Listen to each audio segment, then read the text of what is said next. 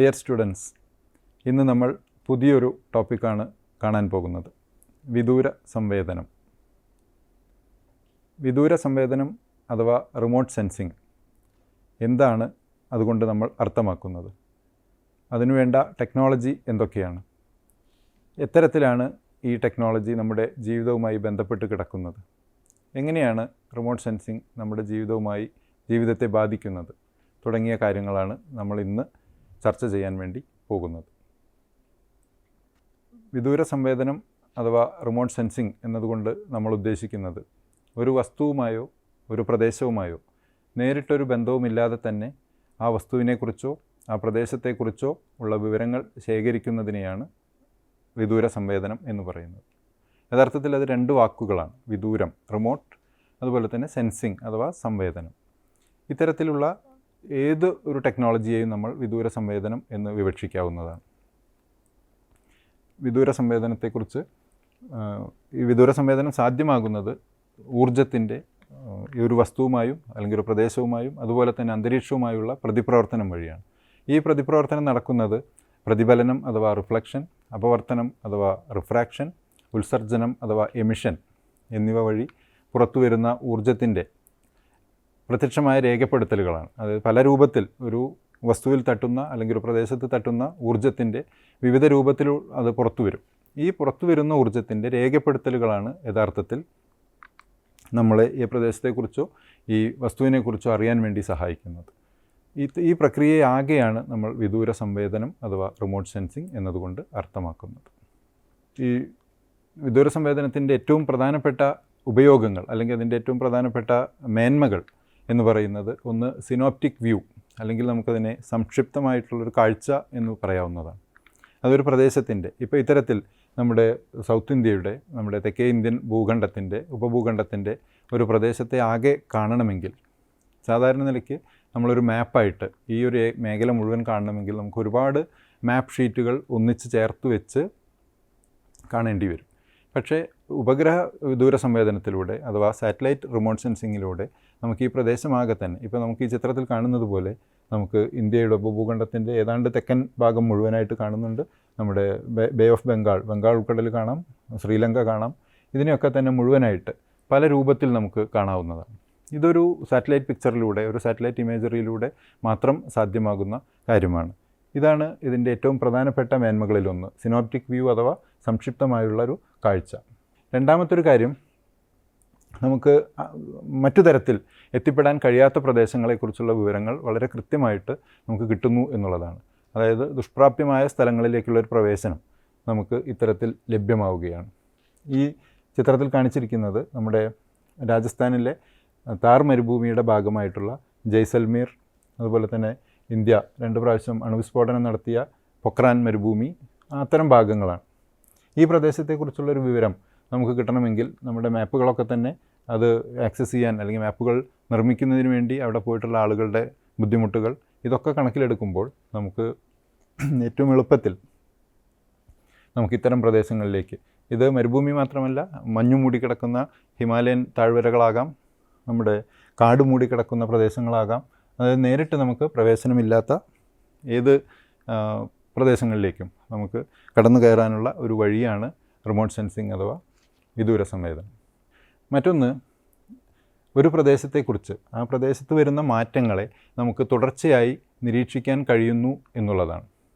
അത് ഏത് ഉപഗ്രഹമാണോ നമ്മൾ ഉപയോഗിക്കുന്നത്, ഏത് ഉപഗ്രഹത്തിൻ്റെ ചിത്രമാണോ നമ്മൾ ഉപയോഗിക്കുന്നത്, ആ ഉപഗ്രഹത്തിൻ്റെ ടെമ്പറൽ റെസൊല്യൂഷൻ എന്ന് നമ്മൾ പറയുന്ന, നമ്മളിനി തുടർന്നുള്ള ലക്കങ്ങളിൽ നമ്മൾ കാണാൻ പോകുന്ന എത്ര ദിവസം കൂടിയാണ് ഈ ഒരു ഉപഗ്രഹം ഈ ഒരു പ്രദേശത്ത് കൂടെ കടന്നു പോകുന്നത്, അതിനെ ആശ്രയിച്ചാണ് നമുക്ക് തുടർച്ചയായുള്ള നിരീക്ഷണം സാധ്യമാകുന്നത്.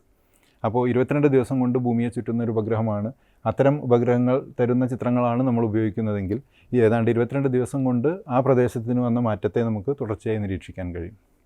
10 ദിവസം കൊണ്ടാണ് ആ ഉപഗ്രഹം വീണ്ടും അതേ പ്രദേശത്ത് എത്തുന്നതെങ്കിൽ ആ ഉപഗ്രഹത്തിൻ്റെ ചിത്രം നമ്മൾ ഉപയോഗിക്കുമ്പോൾ നമുക്ക് 10 ദിവസം കൊണ്ട് ആ പ്രദേശത്തുണ്ടാകുന്ന മാറ്റങ്ങൾ. അപ്പോൾ എന്തിനാണ് ഇത്തരം മാറ്റങ്ങൾ ഉപയോഗിക്കുന്നത് എന്നുള്ളത് നമുക്ക് വഴിയെ കാണാം.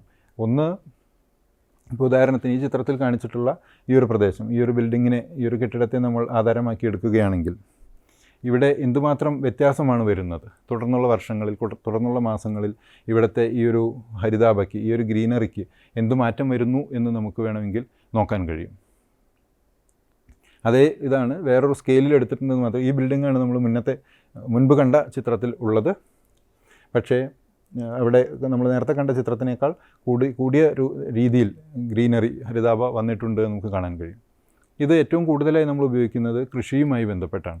അഗ്രികൾച്ചർ, എങ്ങനെയാണ് ഒരു ക്രോപ്പിന് ഏതെങ്കിലും തരത്തിലുള്ള മാറ്റങ്ങൾ വരുന്നത്, അതിന് ഏതെങ്കിലും ഭാഗങ്ങളിൽ രോഗാണുബാധ ഉണ്ടായിട്ടുണ്ടോ, അതുപോലെ തന്നെ കാടുകളുള്ള പ്രദേശം നമുക്ക് നഷ്ടപ്പെട്ടു പോകുന്നുണ്ടോ, ഇത്തരത്തിലുള്ള മാറ്റങ്ങളെ നമ്മൾ നിരീക്ഷിക്കുന്നത് ഇത്തരത്തിലുള്ള തുടർച്ചയായുള്ള നിരീക്ഷണങ്ങളിലൂടെയാണ്. ഇപ്പോൾ റിമോട്ട് സെൻസിങ്ങിനെ കുറിച്ച് പറയുമ്പോൾ, ഉപഗ്രഹ വിദൂര സംവേദനത്തെക്കുറിച്ച് പറയുമ്പോൾ നമുക്ക് 2 തരം ഉപഗ്രഹങ്ങളെക്കുറിച്ച് പറയേണ്ടി വരും. ഈ ചിത്രത്തിൽ കാണിച്ചിട്ടുള്ളതുപോലെ, ഈ ഒരു ആനിമേഷനിൽ കാണിച്ചിട്ടുള്ളതുപോലെ നമുക്ക് 2 തരം ഉപഗ്രഹങ്ങളുണ്ട്. അതിൽ ആദ്യത്തേത് പോളാർ സാറ്റലൈറ്റ്സ് എന്ന് പറയുന്ന ഭൂമിയുടെ വിഭവങ്ങളെ രേഖപ്പെടുത്തുന്നതിനായി എർത്ത് റിസോഴ്സ് സാറ്റലൈറ്റ്സ് അല്ലെങ്കിൽ പോളാർ സാറ്റലൈറ്റ്സ്, അതുമല്ലെങ്കിൽ സൺ സിങ്ക്രോണസ്, അതായത് സൗര സ്ഥിര ഉപഗ്രഹങ്ങൾ, സൺ സിങ്ക്രോണസ് സാറ്റലൈറ്റ്സ് എന്ന് പറയുന്നതാണ്. ഈ സീരീസിൽപ്പെട്ട ഉപഗ്രഹങ്ങളാണ്. അത് ഒരു പോളിൽ നിന്ന് പോളിലേക്കാണ് അത് വരുന്നത്. അതായത് ഒരു ധ്രുവപ്രദേശത്ത് നിന്ന് ധ്രുവപ്രദേശത്തേക്ക് സഞ്ചരിച്ചുകൊണ്ട് ഭൂമിയെ ആകെ ചുറ്റി സഞ്ചരിച്ചുകൊണ്ടാണ് അത് ഭൂമിയെ മാപ്പ് ചെയ്യുന്നത്, അല്ലെങ്കിൽ ഭൂമിയുടെ വിഭവങ്ങളെ മാപ്പ് ചെയ്യുന്നത്. ഈ ഉപഗ്രഹങ്ങളാണ് നമ്മൾ നേരത്തെ സൂചിപ്പിച്ച തുടർച്ചയായ നിരീക്ഷണത്തിനും മറ്റു കാര്യങ്ങൾക്കുമൊക്കെ ഉപയോഗിക്കുന്നത്. ഈ രണ്ടാമത്തെ, ഈ ഭൂമധ്യരേഖാ പ്രദേശത്തിന് സമാന്തരമായി സഞ്ചരിക്കുന്ന ഉപഗ്രഹങ്ങളെ നമ്മൾ ജിയോ സിങ്ക്രോണസ് അല്ലെങ്കിൽ ഭൗമസ്ഥിര ഉപഗ്രഹങ്ങൾ എന്നാണ് പറയുന്നത്. ഈ ഭൗമസ്ഥിര ഉപഗ്രഹങ്ങൾ ഉപയോഗിക്കുന്നത് പ്രധാനമായും 2 ഉപയോഗത്തിനാണ്. ഒന്ന്, നമ്മുടെ കാലാവസ്ഥയെക്കുറിച്ച് മനസ്സിലാക്കുന്നതിന്. രണ്ടാമത്തത് നമ്മുടെ കമ്മ്യൂണിക്കേഷൻ, നമ്മുടെ ഇൻ്റർനെറ്റ്, ടെലിഫോൺ പോലെയുള്ള കാര്യങ്ങൾക്ക് വേണ്ടിയിട്ടാണ് നമ്മൾ ഈ ഭൂമധ്യരേഖാ പ്രദേശത്തിന് ചുറ്റും സഞ്ചരിക്കുന്ന ജിയോ സിങ്ക്രോണസ് അഥവാ ഭൗമസ്ഥിര ഉപഗ്രഹങ്ങളെ ഉപയോഗിക്കുന്നത്. ഇതാണ് നമ്മുടെ ഭൗമസ്ഥിര ഉപഗ്രഹം. യഥാർത്ഥത്തിൽ അത് ഭൗമസ്ഥിരം അല്ലെങ്കിൽ ജിയോ സിങ്ക്രോണസ് എന്ന് പറയുമ്പോഴും ഭൂമിയുടെ ഗതിവേഗത്തിനനുസരിച്ച്, ഭൂമിയുടെ വേഗതയ്ക്കനുസരിച്ച് ഈ ഉപഗ്രഹങ്ങളുടെയും വേഗത സെറ്റ് ചെയ്തിരിക്കുന്നത് കൊണ്ട് അത് ഏതാണ്ട് ഭൂമിക്ക് ഒരു പ്രത്യേക ഉയരത്തിൽ സ്ഥിരമായി നിൽക്കുന്നത് പോലെ തോന്നുകയാണ്. യഥാർത്ഥത്തിൽ അവ വലിയ വേഗത്തിൽ സഞ്ചരിക്കുന്നുണ്ട്. അതുകൊണ്ട് തന്നെ ഭൂമിയുടെ ഏതാണ്ട് ഒരു അർദ്ധഗോളം ഈ ഉപഗ്രഹങ്ങൾക്ക് അഭിമുഖമായിരിക്കുകയും അവിടെ വരുന്ന മാറ്റങ്ങൾ മുഴുവനായിട്ട് ഈ ഉപഗ്രഹങ്ങൾക്ക് ഒപ്പിയെടുക്കാൻ കഴിയുകയും അതിൻ്റെ വിവരം ഇത് ഭൂമിയിലെ കൺട്രോൾ സ്റ്റേഷനുകളിലേക്ക് അയക്കുകയും ചെയ്യുന്നു. ഇതാണ് സംഭവിക്കുന്നത്. അതേസമയം ഈ ചിത്രത്തിലെ ഇൻസെറ്റിൽ കാണിച്ചിട്ടുള്ള പോളാർ സാറ്റലൈറ്റ്സ് ധ്രുവപ്രദേശങ്ങളിൽ നിന്ന് ധ്രുവപ്രദേശങ്ങളിലേക്ക്, അല്ലെങ്കിൽ സൗത്ത് പോളിൽ നിന്ന് നോർത്ത് പോളിലേക്കോ അങ്ങനെ സഞ്ചരിച്ചുകൊണ്ട് ഭൂമിയുടെ വിഭവങ്ങളെ മാപ്പ് ചെയ്യുകയാണ് ചെയ്യുന്നത്.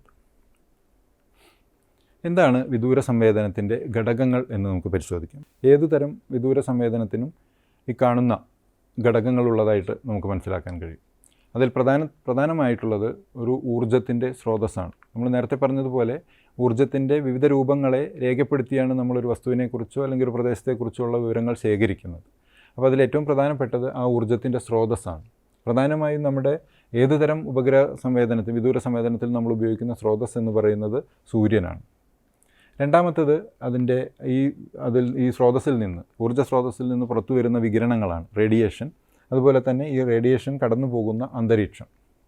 മൂന്നാമത്തെ ഘടകം എന്ന് പറയുന്നത് ഈ റേഡിയേഷൻ അഥവാ വികിരണം ഈ ലക്ഷ്യവുമായി, നമ്മൾ ഏത് ഒബ്ജക്റ്റിനെയാണോ എന്തിനെയാണോ നമ്മൾ മാപ്പ് ചെയ്യാൻ അല്ലെങ്കിൽ പഠിക്കാനോ ശ്രമിക്കുന്നത്, ആ സംവേദനം നടത്താൻ നമ്മൾ ഉദ്ദേശിക്കുന്ന ലക്ഷ്യവുമായി ഇതിൻ്റെ ഒരു പ്രതിപ്രവർത്തനമാണ്, ലക്ഷ്യവുമായുള്ള പ്രതിപ്രവർത്തനമാണ് ഇതിൽ മൂന്നാമത്തെ ഘടകമായിട്ടുള്ളത്. നാലാമത്തത് ഇവിടെ ചിത്രത്തിൽ കാണിച്ചിട്ടുള്ള നാലാമത്തെ ഘടകം എന്ന് പറയുന്നത് സെൻസർ വഴി ഈ ഊർജ്ജത്തിൻ്റെ രേഖപ്പെടുത്തലാണ്. അതായത് ലക്ഷ്യവുമായി പ്രതിപ്രവർത്തിച്ചു വരുന്ന ഊർജ്ജത്തെ ഒരു സെൻസർ വഴി രേഖപ്പെടുത്തലാണ് നാലാമത്തെ ഘടകം, അല്ലെങ്കിൽ നാലാമത്തെ ഒരു സ്റ്റെപ്പ് എന്ന് വേണമെങ്കിൽ നമുക്ക് പറയാം. അഞ്ചാമത്തെ എന്ന് പറയുന്നത് ഇങ്ങനെ ഉപഗ്രഹത്തിൽ രേഖപ്പെടുത്തിയ വിവരത്തെ നമ്മൾ ഗ്രൗണ്ട് സ്റ്റേഷനിലേക്ക് അല്ലെങ്കിൽ ഭൂമിയിലേക്ക് സംപ്രേഷണം ചെയ്യുകയാണ്, അത് സ്വീകരിക്കുകയും ചെയ്യുന്നു. ആറാമത്തത് അതിൻ്റെ വിശകലനമാണ്, അതിൻ്റെ ഒരു അപഗ്രഥനമാണ്. ഏഴാമത്തേതാണ് ഏതാണ്ട് അതിൻ്റെ ഒരു അവസാന ഘട്ടമായിട്ടുള്ള ഉപയോഗം എന്ന് പറയുന്നത്. അപ്പോൾ ഈ പറഞ്ഞ ഇതിൽ ആദ്യത്തെ 1 മുതൽ 6 വരെയുള്ളത് മുഴുവൻ ഒരുപക്ഷേ വളരെ ടെക്നിക്കലായി സ്കില്ലുള്ള, വളരെ പർട്ടിക്കുലറായിട്ടുള്ള ടെക്നീഷ്യന്മാരോ അല്ലെങ്കിൽ ശാസ്ത്രജ്ഞന്മാരോ ചെയ്യുന്ന പ്രവൃത്തിയാണെങ്കിൽ ഇതിൻ്റെ ഏറ്റവും അവസാന ഘട്ടമായിട്ടുള്ള ഉപയോഗം ഒരുപക്ഷേ നമ്മളെല്ലാവരും ഇന്ന് ചെയ്തുകൊണ്ടിരിക്കുന്നുണ്ട്. ഇപ്പോൾ നമ്മുടെ മൊബൈൽ ഫോണിൽ ഒരു ഗൂഗിൾ മാപ്പ് എടുത്ത് അതിൻ്റെ നമ്മളൊരു റൂട്ട് കാണുമ്പോൾ, അല്ലെങ്കിൽ ഒരു ഗൂഗിൾ മാപ്പിൽ അതിൻ്റെ ഒരു ഹിസ്റ്ററി, 2010 ഈ പ്രദേശം എങ്ങനെ ഉണ്ടായിരുന്നു അല്ലെങ്കിൽ 2018 എങ്ങനെ ഉണ്ടായിരുന്നു എന്ന് നോക്കുമ്പോൾ നമ്മൾ ഉള്ളത് ഇതിൻ്റെ അവസാന ഘട്ടമായ ഉപയോഗത്തിലാണ്. ഇതിലെ ആദ്യത്തെ ഭാഗമായിട്ടുള്ള റേഡിയേഷൻ അഥവാ വിദ്യുത് കാന്തിക വികിരണം. നമുക്കറിയാവുന്നതുപോലെ തന്നെ ഊർജ്ജം, ഏത് തരം ഊർജ്ജവും ഇലക്ട്രോ മാഗ്നറ്റിക് റേഡിയേഷനാണ്. വിദ്യുത് കാന്തിക വികിരണത്തിൻ്റെ രൂപത്തിലാണ് ഏത് ഊർജ്ജവും സ്ഥിതി ചെയ്യുന്നത് എന്ന് ഇന്ന് നമുക്കറിയാം. ഇത് നമ്മൾ നേരത്തെ പഠിച്ചിട്ടുള്ളതാണ്.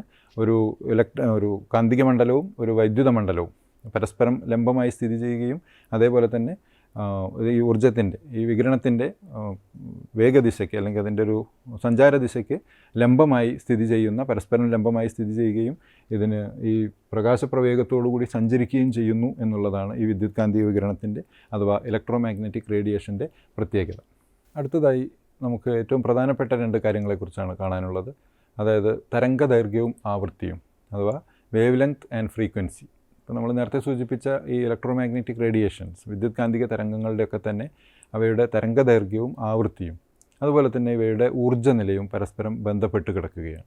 എങ്ങനെയാണ് ഇത് നമ്മൾ പല ആവശ്യത്തിനും ഉപയോഗിക്കുന്നത്, അല്ലെങ്കിൽ അങ്ങനെ ഉപയോഗിക്കുന്ന സമയത്ത് എങ്ങനെയാണ് ഇത് നമ്മളെ എന്തുകൊണ്ടാണ് ഇതിന് പ്രാധാന്യം കൊടുക്കേണ്ടത് എന്നുള്ളത് കൊണ്ടാണ് നമ്മൾ ഈ കാര്യങ്ങൾ കാണുന്നത്. തരംഗദൈർഘ്യവും ആവൃത്തിയെയും കുറിച്ച് നമ്മൾ കുറച്ച് അധികം സംസാരിക്കേണ്ടി വരുന്നത്. ഒരു തരംഗത്തിൻ്റെ നീളം, ഒരു വേവിൻ്റെ നീളമാണ് അഥവാ വേവ് ലെങ്ത് എന്ന് പറയുന്നത്. ഒരേ കമ്പനാവസ്ഥയിലുള്ള പ്രദേശങ്ങൾ അല്ലെങ്കിൽ ഒരേ കമ്പനാവസ്ഥയിലുള്ള ഒരു തരംഗത്തിൻ്റെ 2 ബിന്ദുക്കൾ തമ്മിലുള്ള ദൂരത്തെയാണ്. ഉദാഹരണത്തിന് ഇവിടെ ഈ തരംഗം മുഴുവനായി എടുത്തു കഴിഞ്ഞാൽ ഇതൊരു തരംഗത്തിൻ്റെ ക്രസ്റ്റാണ്, ഇത് മറ്റൊരു ക്രസ്റ്റാണ്. ഇത് തമ്മിലുള്ള ദൂരത്തെയാണ് നമ്മൾ വേവ് ലെങ്ത് അഥവാ ലാംഡ എന്നതുകൊണ്ട് അർത്ഥമാക്കുന്നത്.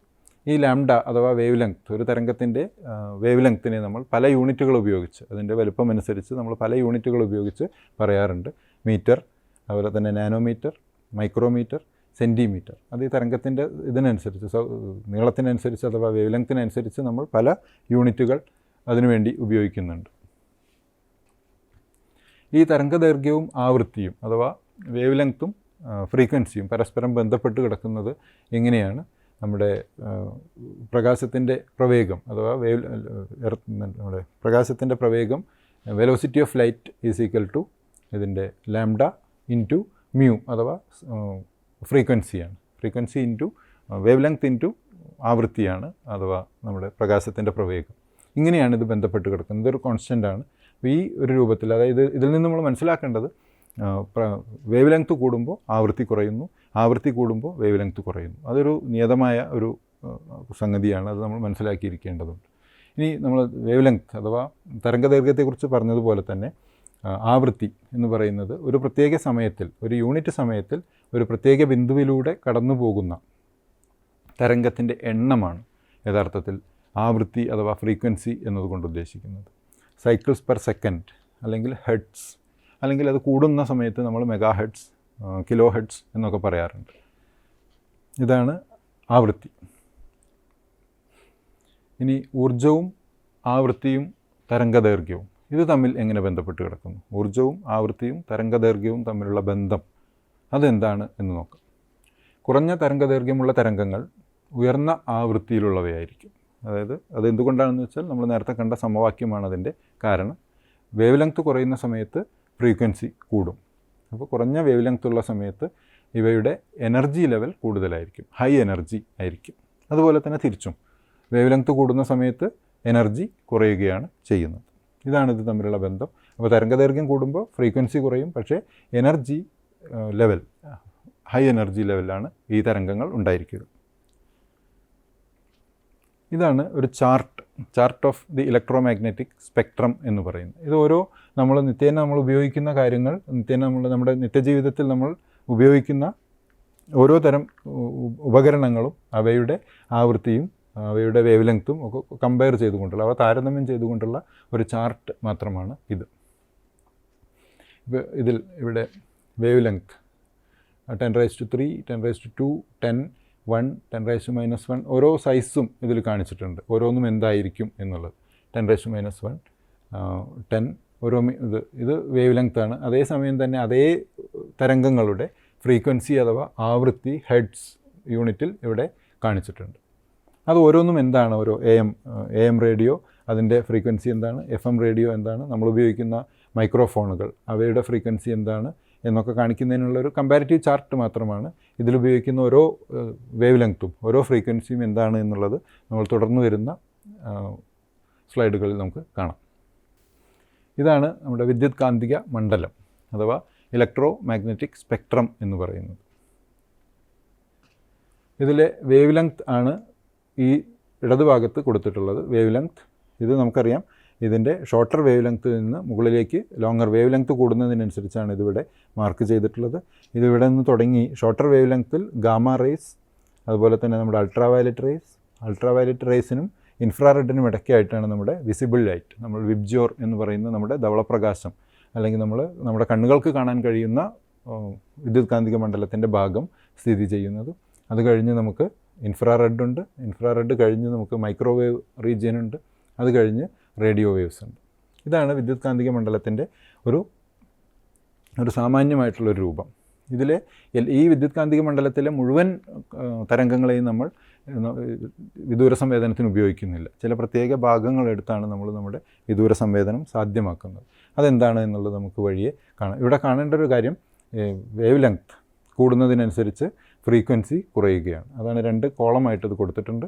Shorter to longer wavelength ആവുന്നു, ലോവർ ടു ഹയർ ഇതിൻ്റെ ഫ്രീക്വൻസി മാറും. അടുത്തതായി നമുക്കിതിലെ ഈ ഇലക്ട്രോ മാഗ്നറ്റിക് സ്പെക്ട്രത്തിലെ ഓരോ ഭാഗത്തെയും എടുത്ത് പരിശോധിക്കാം. ഇതിൽ ആദ്യത്തേത് അൾട്രാ വയലറ്റ് തരംഗങ്ങളാണ്.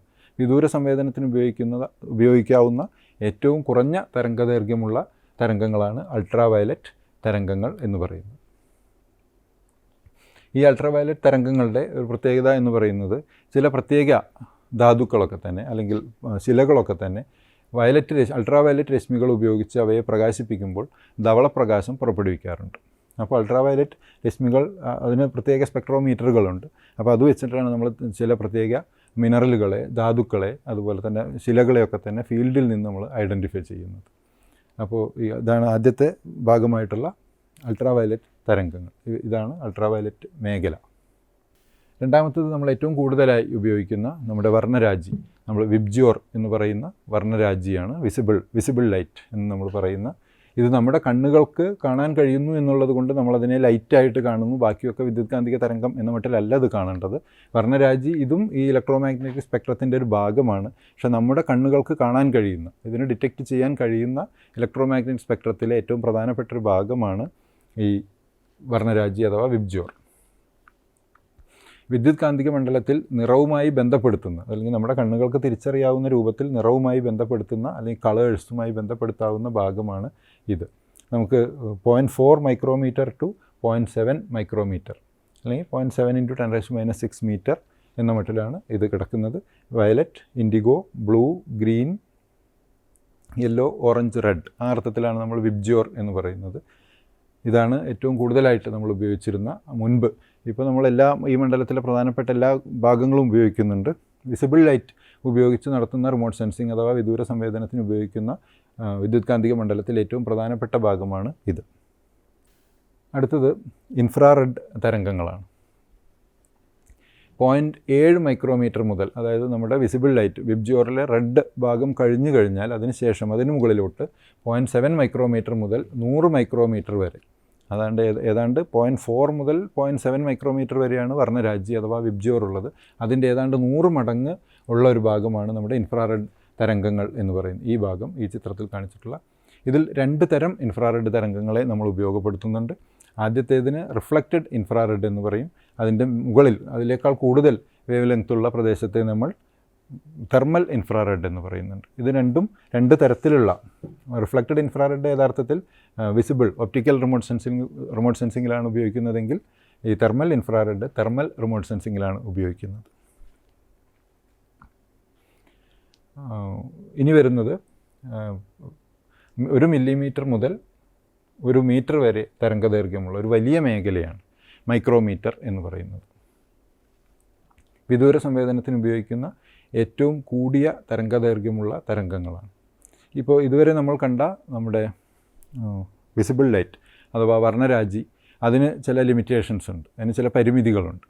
എന്നാൽ അതേപോലെ തന്നെ ഇൻഫ്രാറെഡിനും ചില പരിമിതികളുണ്ട്. എന്നാൽ മൈക്രോവേവ്സിന് അത്തരത്തിലുള്ള പരിമിതികളില്ല. അത് മേഘങ്ങളിലൂടെ കടന്നു പോകും. മഴയുള്ള സമയത്ത് നമുക്ക് വിദൂര സംവേദനം സാധ്യമാക്കുന്നുണ്ട്. ഇത്തരത്തിൽ മാത്രമല്ല, നമുക്കൊരു കൂടിയ മേഖല, ഒരു വലിയ മേഖലയാണ് മൈക്രോവേവ് റിമോട്ട് സെൻസിങ്ങിലൂടെ നമുക്ക് തുറന്നു കിട്ടുന്നത്. ഏത് തരത്തിലുള്ള ടെറൈനിലും നമുക്കത് ഉപയോഗിക്കാം, ഏത് തരത്തിലുള്ള കാലാവസ്ഥയിലും നമുക്ക് ഉപയോഗിക്കാൻ കഴിയും. മാത്രമല്ല, ഇതിൽ ഒരുപാട് ബാൻഡുകൾ, സ്പെക്ട്രൽ റെസൊല്യൂഷൻ എന്ന ഭാഗത്ത് നമ്മൾ കൂടുതൽ കാണും. ഏറ്റവും കൂടുതൽ ബാൻഡുകളിൽ, അതായത് ചെറിയ ചെറിയ വ്യത്യാസങ്ങൾ പോലും തിരിച്ചറിയാം. ഒരു പ്രദേശത്തിൻ്റെ, ഒരു ടെറൈനിൻ്റെ ഒരു ഇപ്പോൾ ഇതിൻ്റെ റിഫ്ലക്ഷൻ വെച്ച്, അല്ലെങ്കിൽ ഇതിൻ്റെ ഒരു പ്രതിപ്രവർത്തനം വെച്ചുകൊണ്ട് നമുക്ക് ഓരോ പദാർത്ഥത്തെയും, അടുത്തടുത്തിരിക്കുന്ന വ്യത്യസ്ത പദാർത്ഥങ്ങളെ തിരിച്ചറിയാൻ നമുക്കിതിൻ്റെ ചെറിയ ചെറിയ മാറ്റങ്ങൾ, ചെറിയ ചെറിയ വേരിയേഷൻ ഉപയോഗിച്ചുകൊണ്ട് നമുക്ക് ചെയ്യാൻ കഴിയും എന്നുള്ളതാണ് മൈക്രോവേവ്സിൻ്റെ പ്രധാന പ്രത്യേകത. ഓരോ ബാൻഡും ഓരോ പ്രത്യേക സംഗതിയെ ഐഡൻറ്റിഫൈ ചെയ്യുന്നതിന്, തിരഞ്ഞെടുക്കുന്നതിന്, കണ്ടുപിടിക്കുന്നതിന് നമുക്ക് ഉപയോഗിക്കാം എന്നുള്ളതാണ്. അപ്പോൾ ഇത്രയുമാണ് ഈ വിദ്യുത്കാന്തിക മണ്ഡലത്തിൻ്റെ ഭാഗമായി നമ്മൾ ഉപയോഗിക്കുന്ന, അതായത് ultraviolet, visible light, infrared, microwaves. ഇത്രയുമാണ് നമ്മുടെ വിദ്യുത്കാന്തിക മണ്ഡലത്തിൻ്റെ ഭാഗമായി നമ്മൾ വിദൂര സംവേദനത്തിന് ഉപയോഗിക്കുന്നത്. ഇതാണ് നമ്മൾ ഇന്നത്തെ ഈ ഒരു എപ്പിസോഡിൽ ചർച്ച ചെയ്യുന്നത്. കൂടുതലായി അടുത്ത എപ്പിസോഡിൽ നമുക്ക് കാണാനുള്ളത് എങ്ങനെയാണ് ഈ ഊർജം നമ്മുടെ അന്തരീക്ഷവുമായി പ്രതിപ്രവർത്തിക്കുന്നത്, അതിൻ്റെ ഘടകങ്ങൾ എന്തൊക്കെയാണ്, എത്തരത്തിലാണ് ഇതിൻ്റെ ഒരു റെക്കോർഡിംഗ് നടക്കുന്നത്, ഇതിൻ്റെ ഒരു രേഖപ്പെടുത്തൽ നടക്കുന്നത്, അതിന് നമ്മൾ ഉപയോഗിക്കുന്ന സംജ്ഞകൾ എന്തൊക്കെയാണ് തുടങ്ങിയ കാര്യങ്ങൾ നമുക്ക് അടുത്ത എപ്പിസോഡിൽ പരിശോധിക്കാം. ഇത്രയും നേരം ഇത് കണ്ടിരുന്ന നിങ്ങൾക്ക് നന്ദി.